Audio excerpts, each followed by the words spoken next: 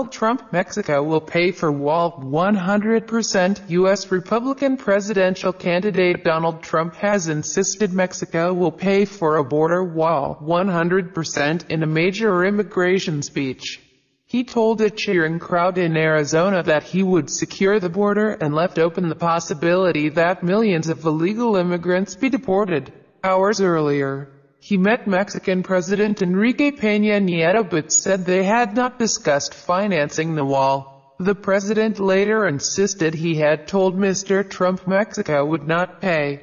There had been speculation that the Republican candidate would back off his plan to deport the estimated 11 million undocumented immigrants living in the U.S.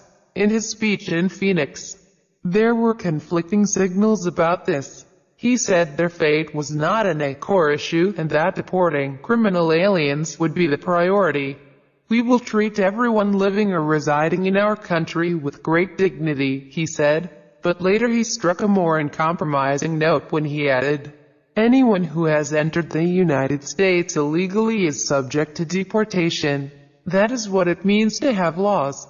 In a fiery speech that was at odds with his softer tone in Mexico City, he said he would create a special deportation force focused on removing immigrants arrested, not convicted, for crimes, cut off any path to citizenship, and insisted those seeking legal status must return to their own countries first, introduce extreme vetting of immigrants to make sure they adhered to American values, protect the interests of African American and Hispanic workers by restricting legal immigration.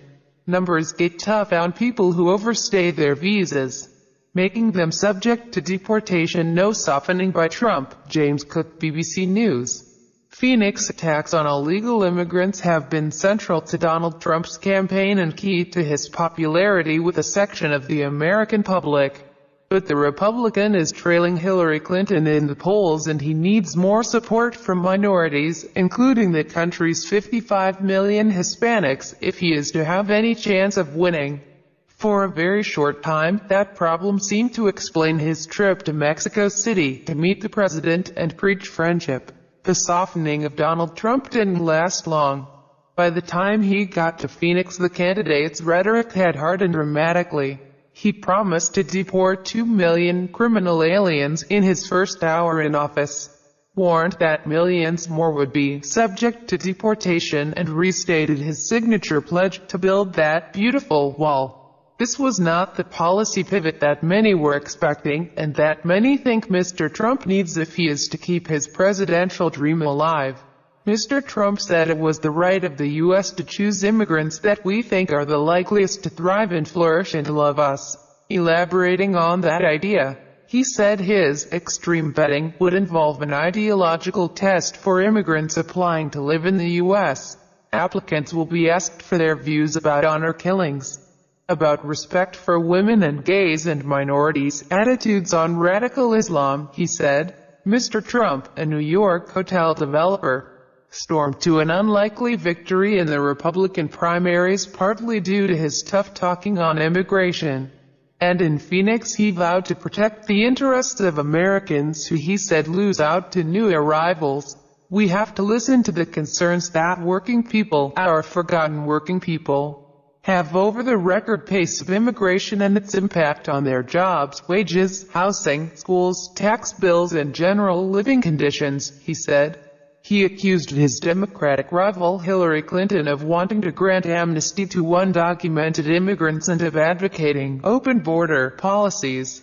Reacting to Mr. Trump's visit to Mexico, she said he had joked by not asking his hosts to pay for his wall. Soon after his speech, Politico reported that Jacob Monti, one of Mr. Trump's 23-member National Hispanic Advisory Council, had quit the board, saying, "What I heard today was not realistic and not compassionate."